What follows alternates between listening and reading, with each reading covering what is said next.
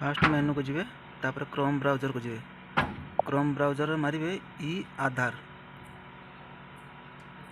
आधार मार सारा पर एमती गोटे इंटरफेस आसो माई आधार तापर क्लिक करेंगे।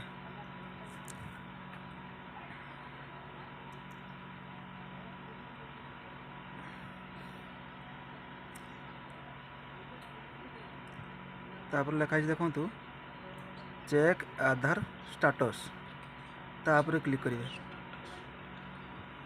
तापर लॉगिन ऑप्शन मारिए लॉगिन ऑप्शन मार सारा पर एमती गोटे इंटरफेस आसो आधार कार्ड से देवे आधार कार्ड दे सारा पर गोटे कैप्चा कोड आसो कैप्चा कोड दे सारा पर ओटीपी आसो जो नंबर को आधार कार्ड लिंक देती ओटीपी आसाला पर सेठी आसो बैंक सेंडिंग स्टेटस तापर क्लिक करेंगे। देखो गोटे